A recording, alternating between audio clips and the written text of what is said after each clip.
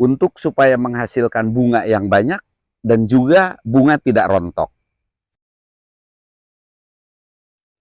Assalamualaikum warahmatullahi wabarakatuh. Salam sehat untuk kita semua. Pemirsa, cabai rawit yang ada di antara saya ini adalah yang tentang uji coba polybag putih dan polybag hitam.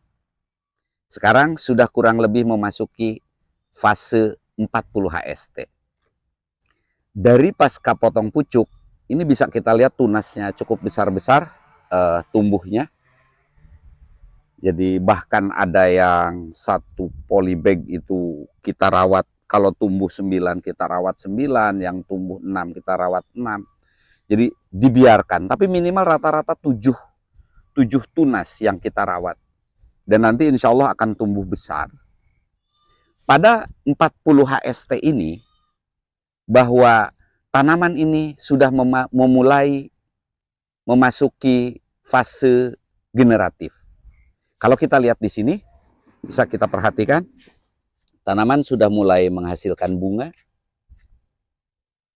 Nah, ketika memasuki fase generatif ini, yang paling diperlukan oleh kita adalah beberapa hal yang biasa timbul di fase generatif, yaitu bunga tidak rontok dan berbuah lebat.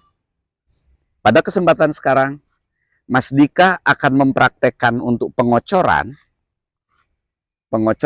di fase awal menjelang generatif untuk supaya menghasilkan bunga yang banyak dan juga bunga tidak rontok.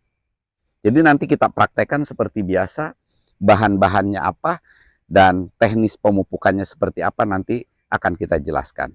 Namun sedikit saya ulas di sini, sampai 40 HST ini belum ada perbedaan yang signifikan tentang perbedaan di polybag hitam dan polybag putih.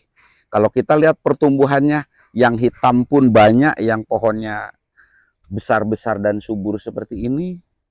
Kemudian yang ini, saya perhatikan kalau siang, katanya kalau polybag hitam itu menyerap sinar matahari sehingga akan menimbulkan layu. Saya perhatikan setiap hari masih sama. Jadi intinya saya belum bisa menyampaikan ada perbedaan yang signifikan antara polybag putih dan polybag hitam sampai di 40 HST ini. Masih berjalan normal seperti biasa.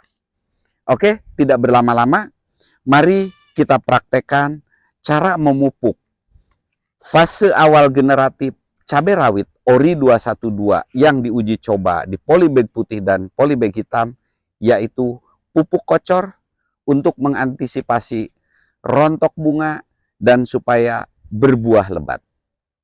Mas Dika akan mempraktekannya.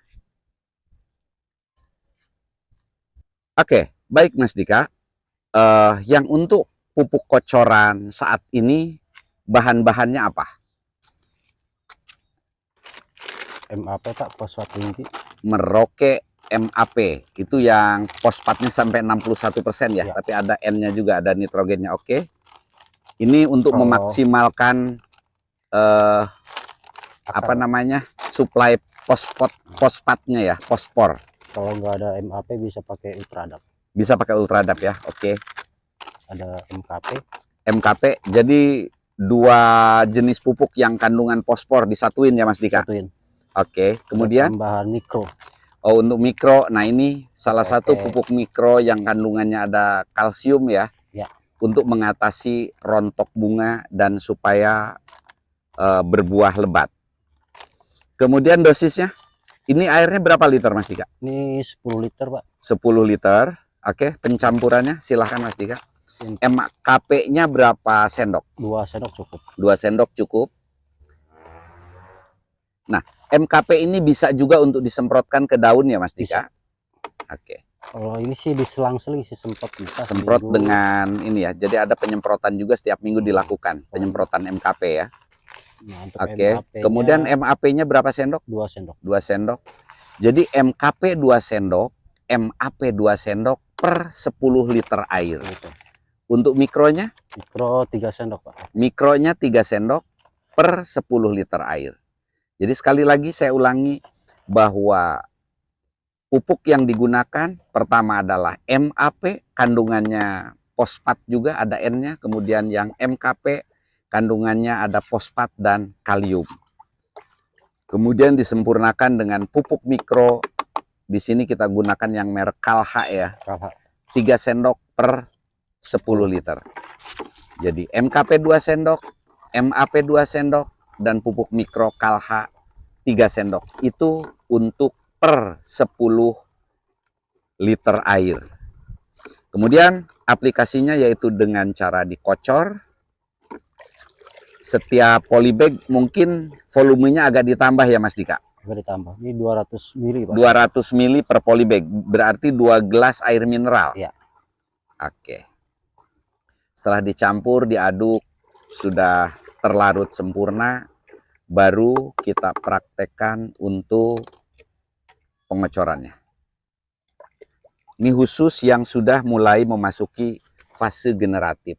Ini 100 mili. 100 mili. Kita pakai 2 ini. Iya. Jadi pakai 2 gelas per polybag. Nah, seperti ini sangat mudah. Tidak perlu pengocorannya itu kena pangkal ya Mas Dika ya. Cukup pinggir-pinggir. Cukup pinggir-pinggirannya aja karena akar udah cukup jauh. Nah, seperti itu.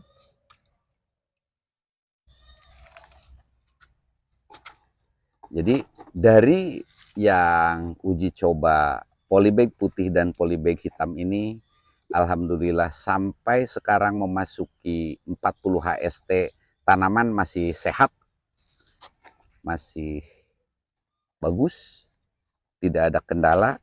Tinggal nanti kita melihat perbedaan daripada hasil akhirnya. Nah, jadi sampai sekarang masih berjalan dengan normal. Nah, inilah hasil secara keseluruhan sambil menunggu Mas Dika melakukan pengocoran. Kita lihat di sini tanamannya cukup subur dan cukup bagus. Dari hasil potong pucuk ini sudah menghasilkan tunas-tunas yang cukup besar dan tinggi. Diharapkan ini nanti akan berbuah lebat. Jadi kita bisa tahu bagaimana cabai rawit ori ketika ditanam di polybag, kemudian dari daya tahannya dan dari produktivitasnya, serta tentu perbedaan antara polybag hitam dan polybag putih yang kita coba uji coba pada saat ini. Mungkin itu yang bisa kami sampaikan. Semoga ada manfaatnya. Silahkan nanti ditunggu untuk update berikutnya.